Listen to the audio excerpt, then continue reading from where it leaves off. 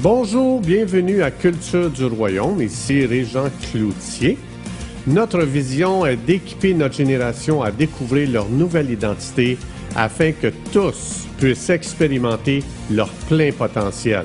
Pour en savoir plus, visitez notre site internet à cultureduroyaume.com. Bonne écoute!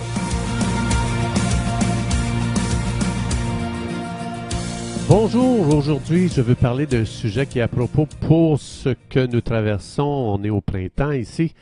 Je ne sais pas quand vous allez entendre ça, mais ici en tout cas c'est le printemps. Et je suis en train de penser à faire du jardinage et j'aurai une application de vie à faire avec ce sujet. Je ne sais pas si vous avez déjà entendu parler de la semence du bambou chinois. Donc, c'est super intéressant les leçons qu'on peut apprendre de ça. Le Dieu créateur, le plus sage qui a pensé à ceci, je trouve ça génial.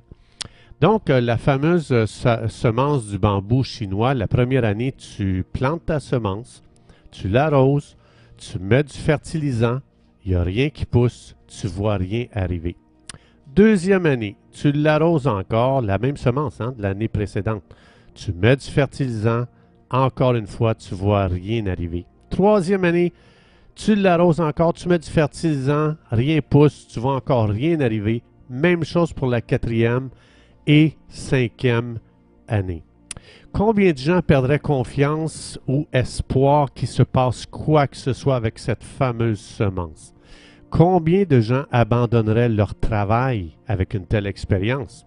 Si vous dites oui, ça c'est vous, ben je me joins à vous, je pense qu'on est tous pareils, on a hâte de voir des résultats, puis quand on n'a pas de résultats, assez rapidement, on se décourage. Mais j'ai une bonne nouvelle pour vous aujourd'hui, votre travail ne sera jamais en vain quand vous prenez les paroles de Dieu dans la Bible, les promesses de Dieu. Il va se passer quelque chose d'extraordinaire parce que la cinquième année, à la fin de la cinquième année, en l'espace de 6 semaines, cette semence de bambou va produire un arbre, donc un arbre bambou de 27 mètres de haut. En l'espace de 6 semaines, imaginez, si vous êtes quelqu'un qui est calculé en pieds, ça c'est 90 pieds de haut. Donc, c'est assez surprenant et impressionnant comme arbre.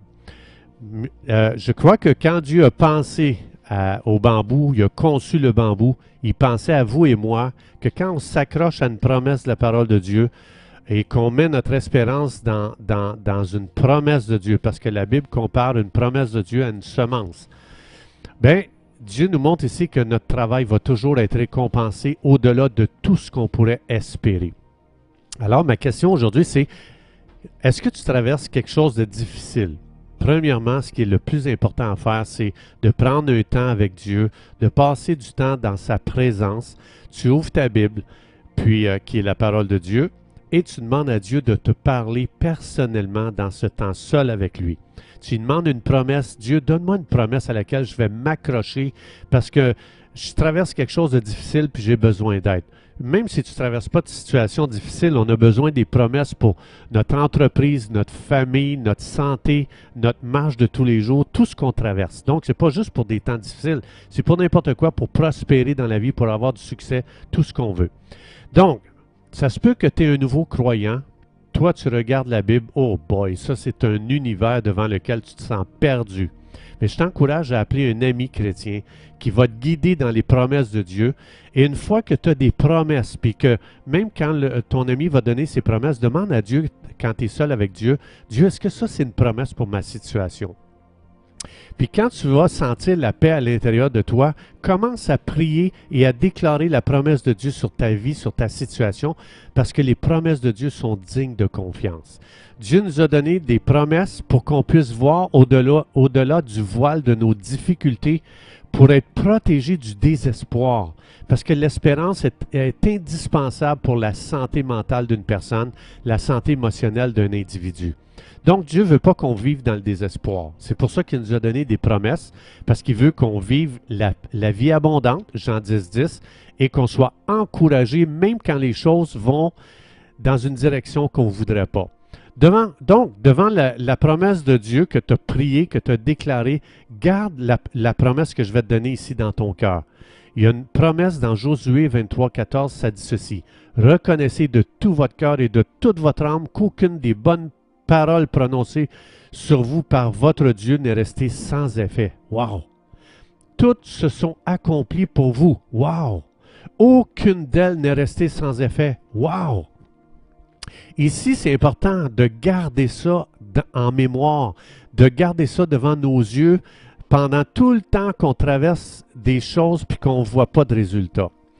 Donc, je veux juste regarder avec vous. Il faut savoir que quand on prie une promesse de la parole de Dieu, moi, je vous encourage à prier la Bible. Souvent, moi, je ne sais pas quoi demander à Dieu. Fait que je prends la Bible, puis je lis, puis mon temps que je lis, que j'ai lu le matin, je dis, bon, bien, chaque phrase, j'en fais une prière, j'en fais des déclarations sur ma vie. Moi, c'est ça que je fais. Donc, vous pouvez faire ça si jamais ça vous tente. Mais je veux qu'on regarde ensemble le processus qu'une promesse prend dans la parole de Dieu ou qu'une parole de Dieu va faire quand on prend une promesse de Dieu. Je vais aller dans Ésaïe 55, versets 9 à 11. Regardez bien ça. Dieu nous donne le processus. Une fois que je prends une parole, une promesse de Dieu, puis je la prie et je la déclare, voici qu'est-ce qui se passe. Ça dit dans Ésaïe 55, 9, 11, « Autant les cieux sont élevés au-dessus de la terre, autant mes voix sont élevées au-dessus de vos voix. » et mes pensées au-dessus de vos pensées. Voici à quoi Dieu compare ses promesses ou la parole, les paroles qu'il nous donne. Verset 10, il va comparer ça. Il dit, comme la pluie, première image, la pluie, et la neige qui descend des cieux n'y retourne pas sans avoir arrosé, une autre image, une autre activité qu'elle fait. Féconder la terre, une autre activité. Fait germer les plantes, une autre activité. Donner de la semence au semeur, une autre activité. Donner du pain à celui qui mange, une autre activité. Il y a cinq actions ici qui sont nommées quand ça parle d'une parole de Dieu qui est donnée. Et regardez bien verset 11, qu'est-ce que ça dit pour nous encourager. Ainsi en est-il de ma parole qui sort de ma bouche. Elle ne retourne pas à moi sans effet. Vous pouvez être sûr, si vous prenez une parole de Dieu, elle ne sera pas sans effet. Ça, c'est encourageant.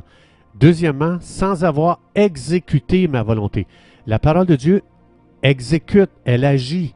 Et ensuite, ça dit, et accomplit mes desseins.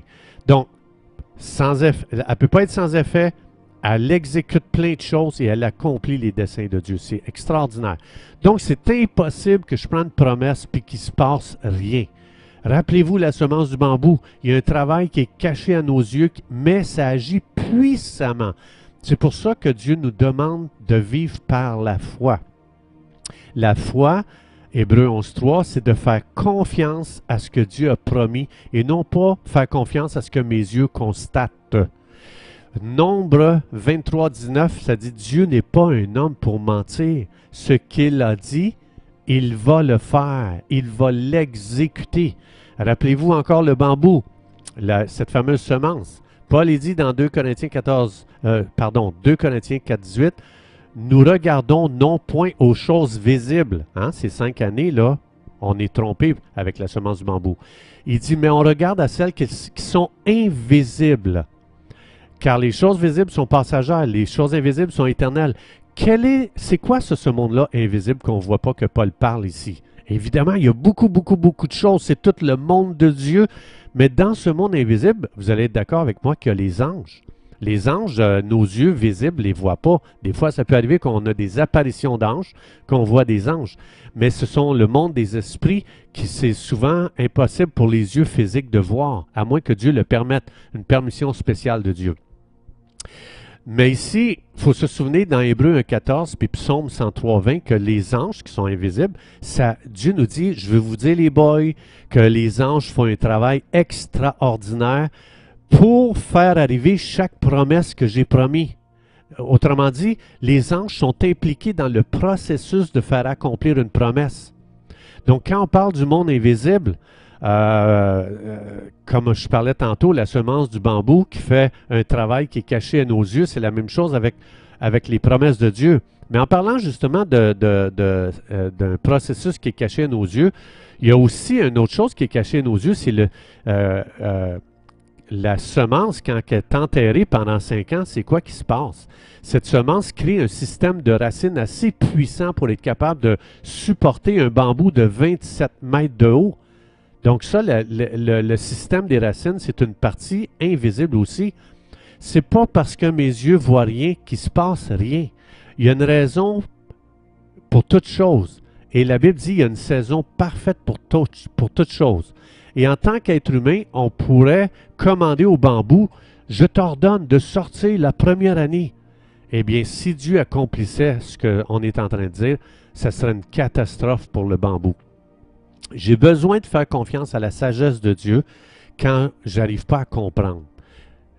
Dans Colossiens 2,7, le Saint-Esprit dit « Tu as besoin d'avoir un système de racines en Jésus. » Parce que le bambou est appelé à quelque chose de grand, il a besoin de 5 années pour se faire un système de racines suffisamment fort pour supporter la grandeur du bambou.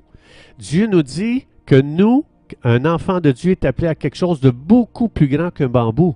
Est-ce que je pourrais commencer à faire confiance à Dieu, lui permettre de produire en moi un système de racines assez fort pour supporter mon appel? Parce qu'un croyant, il n'y a pas un croyant qui a un petit appel sur sa vie. Imagine, il y a eu 50 silences pour la semence du bambou. 50 silences pour voir une merveille se manifester aux yeux du monde après. Dieu dit, tu es plus qu'un bambou. Tu es extraordinairement supérieur à tout ce qu'il y a dans cet univers. Dieu a fait de toi le couronnement de toute la création dans Psaume 8. Il n'y a rien qui est comparable à toi. Donc, c'est pour ça aujourd'hui, si on commence à entrer dans les pensées de Dieu, comme on a vu dans Ésaïe 55,9, Dieu dit, mes pensées ne sont pas vos pensées.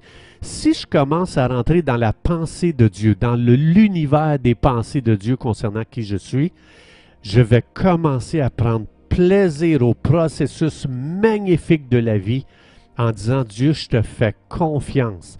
Je sais que tu m'aimes, je sais que tu me prépares à de grandes choses, et même si présentement mes yeux ne voient rien, ou même mes amis ne voient rien dans ma vie, ça ne change pas le fait qu'il y a tout un travail caché aux yeux des hommes qui est en train de se faire dans ma vie.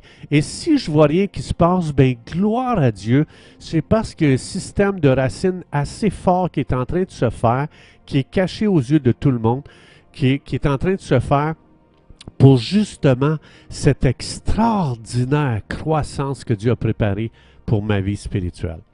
Chers amis, c'est tout le temps que nous avions. Merci d'avoir été des nôtres et à la prochaine.